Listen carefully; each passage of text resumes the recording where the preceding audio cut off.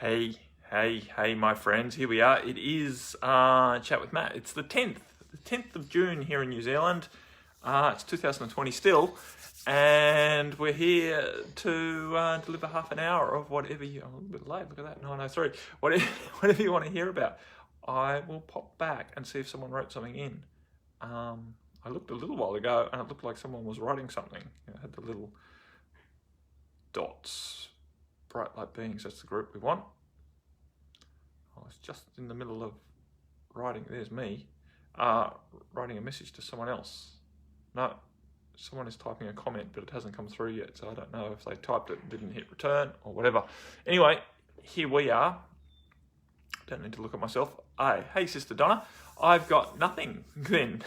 I've been given no questions to work for ahead of time. So here we are, open like a book, to serve whatever you think might serve you, and thus it will serve many people. What's going on in your world, right? It's an interesting world right now.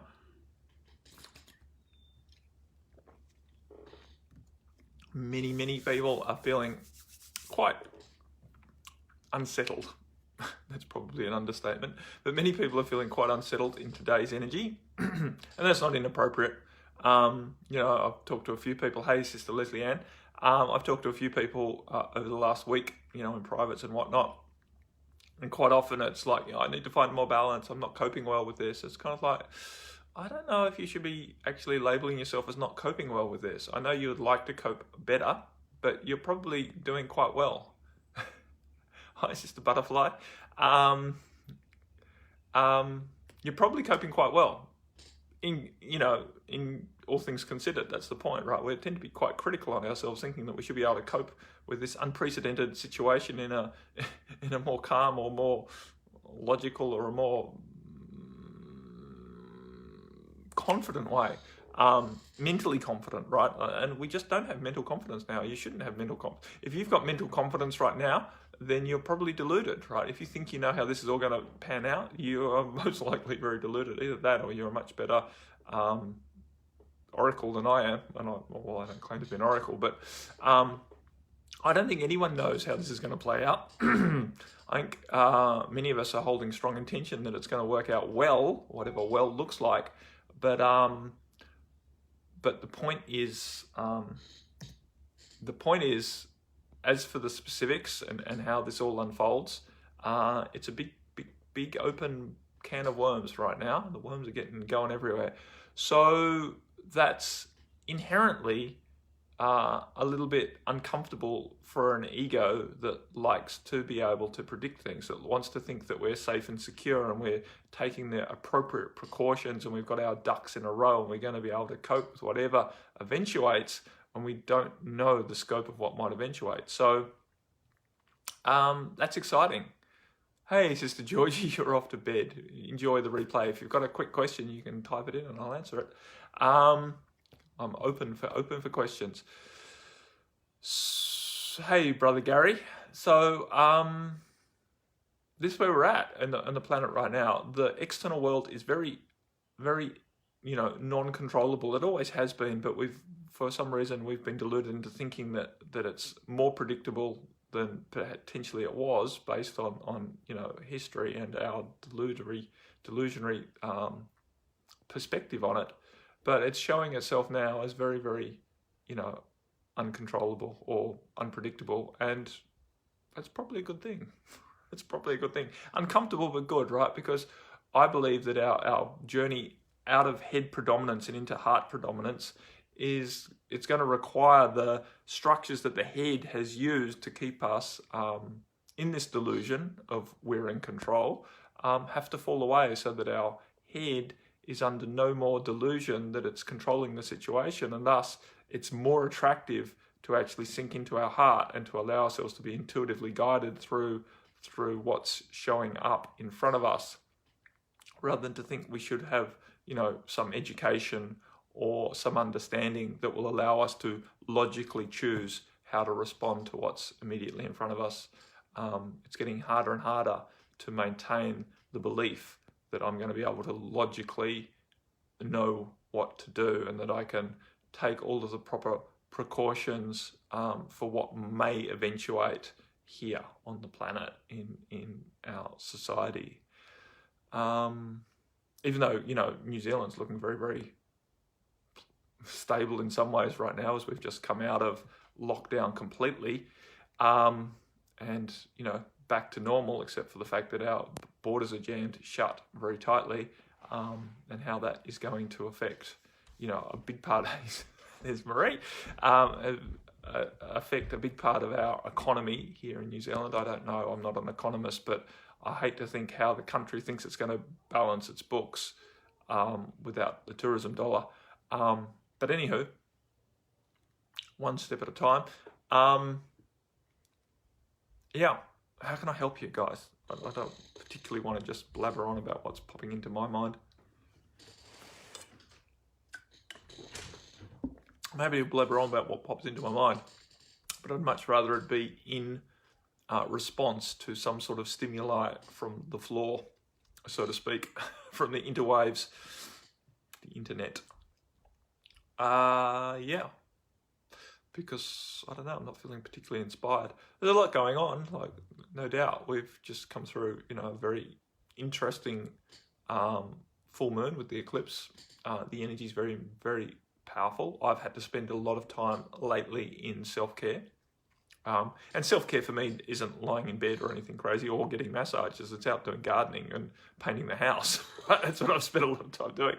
And I ran a new cable out to my back room so that I've got the internet on a cable rather than having to try and get Wi-Fi to work out there, which, I prefer it if my Wi-Fi is not turned on my computer when I'm working at it for any length of time, if I don't need it. So I have it on a cable. Things like that, practical things, doing things with my hands is Matt's self-care, and that's what I've spent quite a bit of time doing. Yeah, lockdowns are opening up at similar times in different places. And New Zealand now apparently officially has no active COVID cases at all in the country. So kind of we'll see how that pans out. It's kind of like New Zealand really hasn't had much of a COVID experience at all. So we're sort of in some ways a ticking time bomb if it comes back in, which undoubtedly it will. How it goes through a community that has been very much largely unexposed to it. Anywho, could conjecture either way about that, and of course, it's a wide open bucket for the vaccine will fix everything, and yet everything I've read about how the vaccine is going, quote unquote, the vaccine is going, has been pretty underwhelming. With some of the leaked stuff about the testing that's going on and how poorly it's performing. Anyhow, the problem is it's very hard to tell what's accurate information out there, and that's what I was talking about. Right at the start is it's very, very hard to do the world with your head right now, because the information that we're being fed is so manipulated, and it's getting harder and harder, even for someone who's quite intuitive, to work out how much fact and how much fiction is in any piece of information that you read. You can feel truth in a lot of things, you can feel manipulation in a lot of things, and trying to work out what is the factual part and what is the manipulated part is always a little bit more difficult. So in some ways you can't torture, for me it's come down to the point where I just can't torture myself trying to work this shit out. It's relax. Because I know in relaxing that I'm far more intuitive in myself and far more likely to do things that really serve me. Hey, Sister Deepa, I'm basically looking for a question. What will be interesting is the death statistics for last year compared to 2020. You mean just for New Zealand, Gary? I'm interested in that too. You would have to think that less people have had... I would think there's a good case to say in the lockdown situation, while some deaths will have gone up and eventually, as we'll see it ripple on, there's people who haven't been treated for various conditions, have postponed their treatment for various conditions, we would think we'll see a rise in death toll or serious disability from those sorts of implications of lockdown. But in other ways, I'm sure there's been far less accidents, for example, probably less heart attacks in a way because people have been less active and less, but then again, we may see that peak later on. But I would imagine that fewer people are dying while lockdown is actually going on because you just have less chance if you're sitting around at home to die. Right?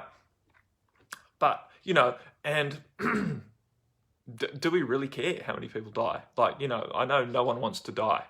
I know no ego wants to die, but really it is just a part of life. I know, right? I know it sounds harsh, but it's true, right? We all die and we're all going to die, and whether we die sooner or later, ultimately as the being doesn't really matter. I know some of us have desires to stick around for a while longer. Some of us want to see things unfold. We want to see our children grow up. We want to see our children have children. We want to see our children's children have children, some of us, depending on where we are, or other things that we have on the agenda that we would like to. And some of us are just plain old scared of dying. So we want to stay alive for as long as we can to avoid the fear of facing that experience. But ultimately, whatever you're doing, you're not going to avoid it. It's just another phase, it's just another evolutionary process. People get so hung up on keeping their physical body alive at the peril of actually living, right? At the peril of living. They restrict their ability to live by because they're scared of dying. And I'm a big one for looking after my health and looking after the my life force in many ways. But not because I'm trying to postpone death, but because I want to have a body that can live full on, right? My point is the pandemic would result in escalated death statistics. Somehow I don't think this will be the case. Worldwide, you mean, Gary? Because obviously it won't be the case here in New Zealand because there was frig all deaths. I think there was 5 attributed to, I don't know, I don't keep up with the news, but there was very few.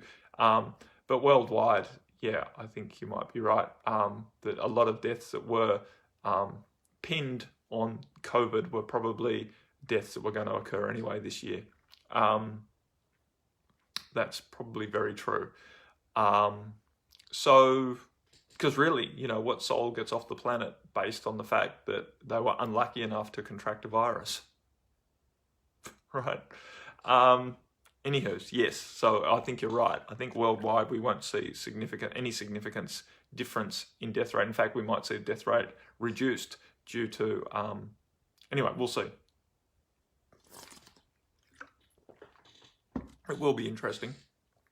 But then again, interesting in what way, so that we can prove that we're right or wrong? or ultimately, how do we choose to be happy right now? Yeah, a lot of people fear death, Leslie. So Leslie wrote in and said, I guess the fear of death is the belief that only 3D exists. And of course, there are people like that who are very worried that when this body drops to the ground that they will cease to exist at all. And then there's others who are worried that, who don't have that belief, that don't worry about them, they'll cease to exist, but they're worried about the fact that they're going to be judged by God in some way. And maybe they got it wrong, and maybe they're going to go to hell. There's a lot of people who fear that, and not just in the Christian faith either. A lot of people just fear the transition process in general because they don't understand it, and you can't understand it with your mind because your mind can't remember the last time you did it. So there's a lot of reasons why people are fearful, apprehensive about the death process, because it's a change. It's a big change. It's a big transition, and it's a lot of unknowns in there.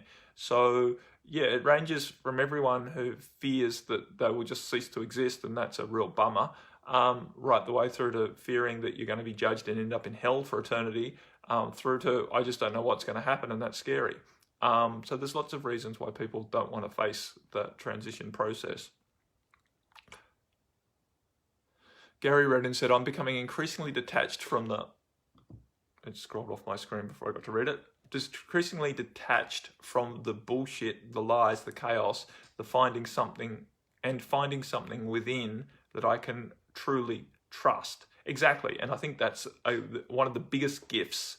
Hey, Sister Kay, one of the biggest gifts in this whole experience is a lot of people are being disillusioned with doing the external world so much anymore.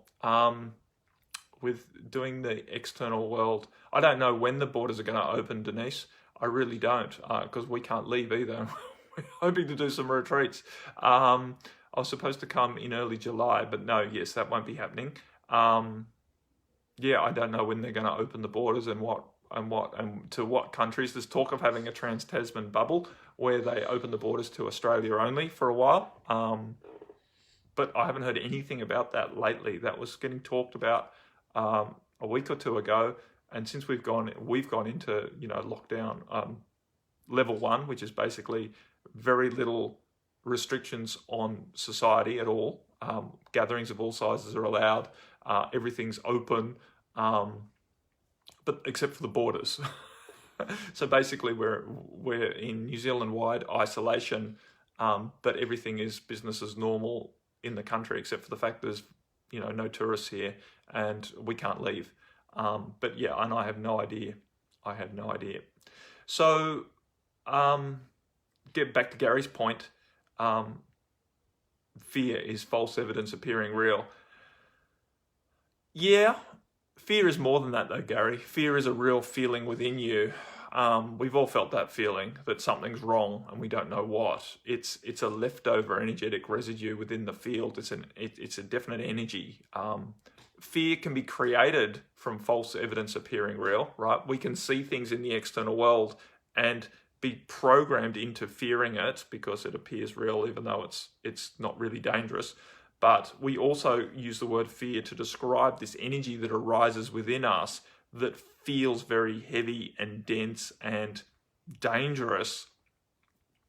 And sometimes it arises when we can't see anything around us that is actually dangerous. And that's a very difficult situation. And it's arising quite often now because we've been left with these residues of fear from past experiences that did hurt us a lot, were very painful, and potentially, was the end of our life in that lifetime, or we were tortured for some time before we died. It was horrendous experiences that many of us have had, leaving trauma in the field that now creates this energy that we call fear, which is basically us trying to avoid a similar thing happening again. And it arises right now as it's being purged out of our field because it can't really stay in the field because our vibration is rising and it's too dense. So it's rising up. Our mind is catching hold of it though, this feeling inside of us, and going, what the fuck is wrong around us? Looking for evidence that we can use to justify a feeling that we're feeling inside of ourselves. Because if we don't have evidence, if we can't justify why we're feeling it, then we think we're going a little bit mad, right? The mind thinks there's something wrong with me if I'm feeling this fear with no good reason, right? So we look for a reason outside of ourselves. Unfortunately, we tend to pick reasons that we have very little control over. So we're really, really scared. It's coming up we're feeling this feeling of density coming up inside of us. We call it fear. Now we pin a reason on it, and we use some political reason or, something is happening overseas as the reason. Now, how do we get rid of this feeling without fixing what we believe has caused it? Right? And how do we fix what President Trump is doing, as an example, right? I'm not going into the Trump debate, but right, or anything else that's happening overseas. COVID spreading through Italy. It's going to come here and wipe us out as well. How do we fix that so that we can let go of the fear? So the first point is when stuff's arising from within us, this density arises within us, is to choose not to pin an external reason for it, but to maintain the narrative, right? And this is just the narrative, that this is a rising to release, right? This is a rising to release. Hey, Sister Luna, much love. Have a great sleep and catch the replay when you can. So if you maintain the narrative that this feeling's a rising to release, then you're much more likely to let go of it. Yeah, and making things wrong, we create fear. So, allowance and acceptance is the key to most things at the foundational level. That is exactly right, Gary.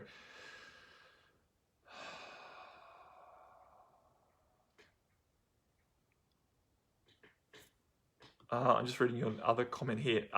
Disillusionment, that's what I was talking about before, right? Many of us are getting disillusioned, which I believe is a good thing too, because who wants to live within the illusion? But it's a painful process to let go of that which we have believed, oh, it all just moved, which we have believed is real for so long. Not just believing that it's real, believe that it actually gave us a level of stability and security in the world, right? We believed that structure was actually the pathway to our happiness. We've been programmed into believing this delusory idea that if we just kept our head down, just keep working, just became successful, then we would have our happiness at some stage. And that delusion is falling away, I think, and the delusion that our retirement funds are going to come through, right? That's falling away. This idea that, at some stage we'll be able to rest and then we'll be happy, that's falling away. We're starting to see that the story that we've been sold, the great dream of building and amassing a nest egg by working really hard and getting your ducks in a row will then allow you to enjoy the latter part of your life, is BS, because no one knows if any financial security is going to pull through whatever's happening on the world right now. So we are all, I believe, in the process of looking for something much more real inside of ourselves, finding a real sense of security in the connection we have with our divine self, a real sense of security in the real sense that we are a being of light and love of magnificent proportion that is basically infinite and immortal as that, right? Justification, that is what we do with all this chaos around us. We project our inner narrative onto the external circumstances and validate our own fears, exactly, which keeps us then trapped. That's exactly right, Gary. We trap ourselves by trying to make sense of it, right? By applying a narrative to it, which then helps our mind to relax. Oh, I understand this. But now that traps us, right? Because now how do we fix it? So we're understanding it, which gives us a level of peace. But now we're left with this fear because we can't control a narrative that we've just created. And it doesn't have to be that way. That's the point, right? We're all going through past life releasing. That is exactly right, Gary. We're all going through past life releasing, both individually and as a collective, right? Right now, this whole collective experience of everything that's arising, hey, Sister Mary, is basically a release of history, right, of the past, of vibrations that have been suppressed for a long time, and they can't stay suppressed anymore because the vibration is rising and density cannot stay hidden in a field that is vibrating high, right? It just gets shaken out. It gets shaken out because the field is vibrating at a higher resonance that a density can stay comfortably hidden in. And so it's being exposed, and it's a good thing, even though it's an uncomfortable thing. And our job is to be in acceptance of that process and not to create a narrative that entraps us, right? That disempowers us in this idea that my internal feeling of instability and fear is caused by the external, because I have no control over the external. But if I have the narrative that my feeling of fear is stuff coming up to release, then I have control over that, right? I can't control it coming up to release, but I can dissociate or relax through that process. I can put a positive spin on that process because this is a good thing that stuff's coming up, that I'm feeling this fear because now I'm becoming free of it. And we all desire freedom. Freedom's right up there, right, as one of what we're looking for. Freedom is part of our happiness.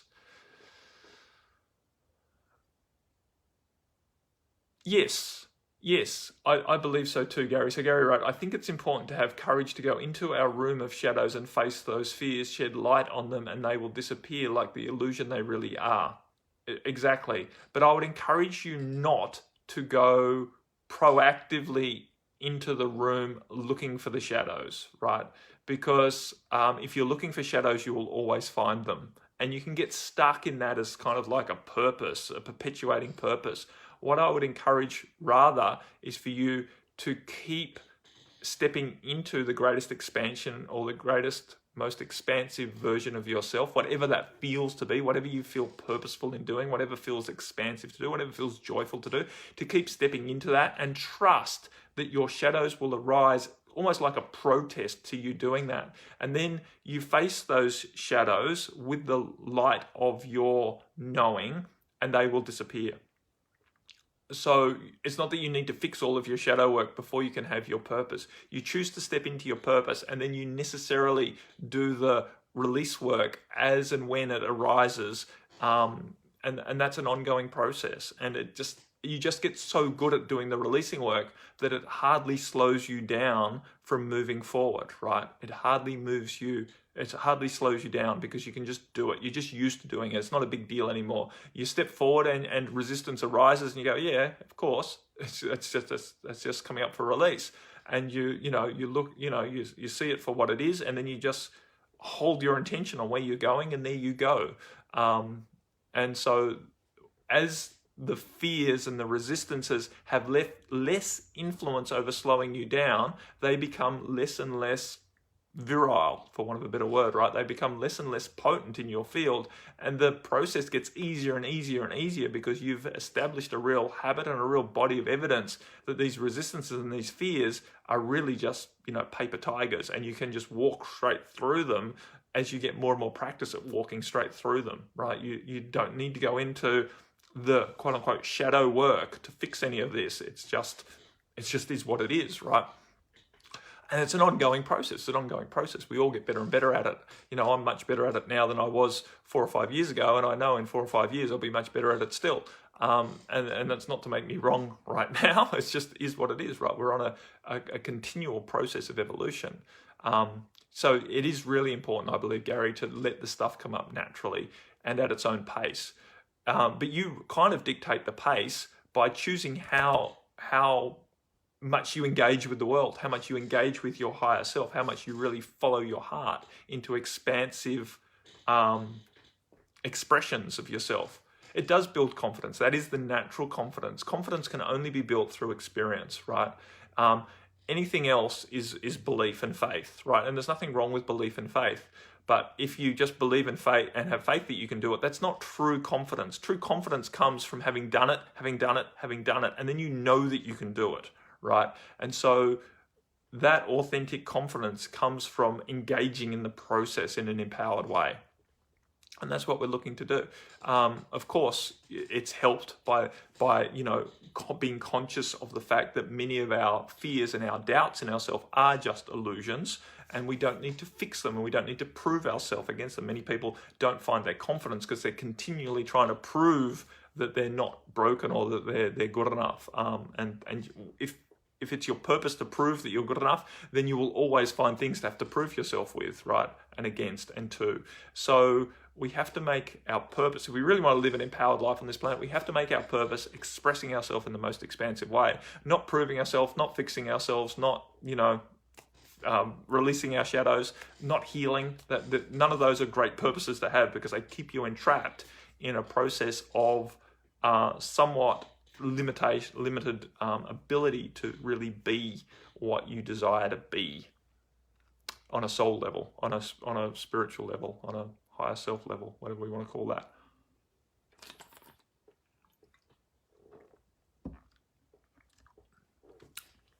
It's kind of about half an hour already, my friends. I don't believe it. It went very quick. Sister Denise. Sometimes it is, I'll read it here because the writing's bigger. Sometimes it's like peeling off layer by layer, maybe because we can only truly process so much at a time. Yeah, it's true, right? And the point is there's no need to go more than one layer at a time. There's no need, I know our minds get caught in this idea of completion, that once we've released it all, then we'll be free and then we'll be able to be happy. But it's not the truth, right? Because there is no release at all. There's no completion. As far as I can tell, there's no completion. And so waiting for that time in order to be happy or purposeful or relaxed or free is delusory, right? You have to choose to be free, happy, relaxed right now, and then go through the process of releasing whatever the next layer is that comes up, without losing your freedom in that releasing process. So the releasing process becomes so natural and so easy in a way, right? It's a little bit uncomfortable, but so easy in a way that you don't lose your freedom or your happiness or your purpose in the time when you're actually doing the releasing work. Brother Gary, like I know I can rely on my mantras to support my growth. I know I can trust my Reiki to bring in positive energy. I'm blessed to have those skills. Yeah. And at first, when you first started practicing, you didn't know, but you believed. And that was enough to keep you going until now you know, which is the natural progression and the way it should be, right? It's appropriate, right? One of the things that humans lack the most and would be most beneficial for them to employ is patience, right? Is the ability to keep doing the practice until it becomes second nature and we gain the benefit of doing it. Most people want the magic bullet. They want to just do it and have something fixed. They want everything to be changed overnight. And then when everything's not changed overnight, they get disappointed and throw the practice away. They never give anything enough time to truly take them into the empowered place that it could if they were willing to invest a bit more time and maintain the patience while it actually works. Yeah, exactly. Waiting for the miracle. It's a joke, right? So many people throw the baby out with the bathwater every time it doesn't work within 3 minutes. And look for the next thing, the next shiny object, right? Next shiny object. What's going to fix me? What's going to fix me? That didn't work. I thought that would work, but it didn't.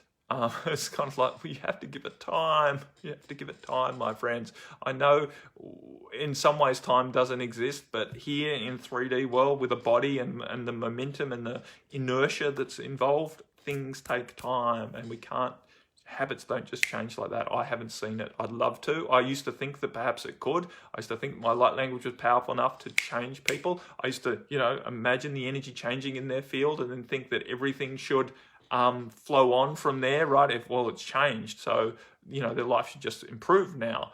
And what I have seen, is the people who have stuck with me and have been with me for 3, 4, even 5 years now, have made huge change in their life, right? All of them, even those who I've hardly seen, but they've just been in my group, they've just been ticking along, subjecting themselves to the light language, listening to these sorts of calls consistently, have made huge change. It'd be interesting to see those who have come and gone through my services and have gone on to someone else, to someone else, to someone else, to someone else, to someone else, to someone else, to someone else, to someone else, always looking for the quick fix, the one that's going to fix them where they are right now, or whether they're still in the same boat of looking. Of course, in that process, they may have come across someone who resonated more with them and they've stuck with that person. And that, of course, is entirely appropriate. I'm not for everyone, not in any way, shape or form. And if you're not resonating with what we're doing, then it's appropriate that you look for someone else who does resonate. But the point is to use the criteria of what resonates with me as opposed to whether this fixed me quickly. Right, as the criteria to whether you're staying or going, because the quick fix, in my opinion, is not sustainable. 1,000 breaths cannot be inhaled at once. No, not without destroying your lungs. Exactly, Gary. You've learned over time that the practices are effective and real. And remember that that's for you and it might not be for everyone. Like someone else could do the same practices that you're doing and they wouldn't resonate with it and they wouldn't be able to sustain it and it wouldn't work for them. So it's not that the power is in the practice. The power is in the alignment between you and the practice. That practice works for you because it's in alignment with you based on the history that you've had and the makeup that you currently are. And over time, of course, your practices will evolve. You will change your mantras. You will change the way you do things over time, but not quickly, right? Things gradually evolve. And there's no absolute rights and no absolute wrongs in terms of practices. What practice works for you might not work for someone else. The point is to have patience with what we get a feeling. This feels good. This feels right. I'm a little bit disappointed that life hasn't changed quickly, but I'm going to stick with it. Right. The quick fix will entail the quick fail. That's right, Sister Mary, as the integration time is needed. Yeah. And the point is a lot of people don't let themselves have the integration time because they've already lost heart in the quick fail and are now looking for something else. And rather than allow themselves to go through a process where the quick fail is actually part of the releasing process, right? So they've done some work, They've had now feeling disappointed that things have gone backwards, and they're looking for something else to replace it rather than to allow themselves to maintain the faith that the disappointment that they're currently progressing through is actually part of the process of healing or change. It is good that we have so many ways to skin a cat, said Gary, so to speak. We need that variety of modalities as there are so many different minds and personalities. Exactly. So the point is to stay out of judgment about what's good and bad based on our own experience, and really just keep the conversation to what benefits me or doesn't, right? As opposed to that doesn't work. Full stop, right? And no one should be doing that. That's a fraud. I see so many people saying, oh, these other healers are just a fraud. And I go, no, they're not. They're not, right? Some of them, yes, maybe. Some of them are definitely manipulating the situation and offering services just to make money. But a great many people are truly offering services from their heart that may not really resonate with you. And then you come to me and it does resonate, and you go, well, those other people were a fraud, you're the real deal. And it's kind of like, no, they're the real deal too, but they're just not the real deal for you, right? And so it's important to understand that they're not wrong just because it didn't work for you. It's just they're just not alignment there. And perhaps their marketing might be a little bit overzealous in promising they can fix everyone. Unfortunately, marketing on this planet has been a bit crazy that way. But, for example, Gary said, I tried religion, didn't work for me, but it does for others. It's true, right? For other people, religion has been a real boon and a real help for them. And there's absolutely nothing wrong with religion and religious practices of all different sorts. And people get to a point where they outgrow it. And that's not to say that they're less than because they're still in it, because the process is not linear. It's not linear. It's not like you go through religion, then you go through this. And I might go back to religion. Who knows? Who knows what new religions might arise? It doesn't really matter. Doesn't matter. We're here to express ourselves. That's all that matters. We're not here to get to a goal. We're not here to get to the finish line. We're not here to please God by getting it all right. Anyway, I should get off this, my friends, because we've been on for well over half an hour. Much, much love to you all. Thank you for stimulating a great conversation, and I look forward to serving you again next week. It's in interesting times. We're in this eclipse window now. We've got another strong eclipse coming up with the new moon, which will be in however many days, 10 days time, I guess, roughly. And there's an annular solar eclipse, which basically means the moon, which is small at the moment because it's a little bit further away from Earth than it normally is going to go in front of the sun. And they're going to see that across Africa and parts of Asia, I believe. I've forgotten. I did see the path of it. But anyway, it's quite a spectacular thing because when it gets exact, the moon is sort of in the middle of the sun and the ring of fire is around the outside. I would love to see that one day with my, you can't actually look at it. You need proper glasses on. It's not like a full eclipse where you can actually take your glasses off in the middle because there's very little rays coming around. But anyway, so that's happening. It's going to be powerful. I'm going to do another call. It will be by donation, the same. So I haven't scheduled it yet, but it is on my mind. I'll do it at the exact time of the eclipse or thereabouts. So that will be coming up. And yeah, whatever else, if you've got questions, if you need some help, reach out. I don't think that's an irony at all, Gary. I think that's very natural, right? But Gary Redding said, there's an irony for me anyway, that the more I let go of my own crap, the less I feel to judge the paths that others choose. I think that's a natural progression, right? That's a natural progression.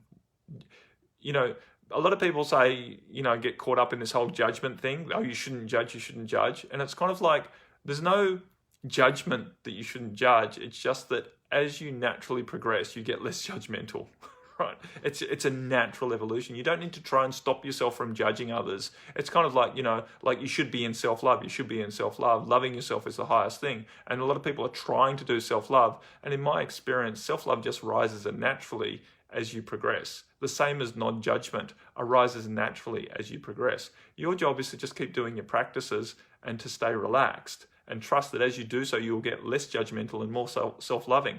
And you don't need to try so hard, right? I think trying hard is what holds most people out of progress. So, yeah, but at the same time, stay committed to the practices that you know serve you, and enjoy that, right? Do your breathing, do mantras, do your meditation, self-care, walk on the beach, take time out for you. Stay relaxed. Choose not to get caught up in the narratives that are being projected at you from external, and just be an allowance of what's going down at the moment, and trust and trust and trust that no matter what happens, even if we all get wiped off the face of the earth, it's not a bad thing.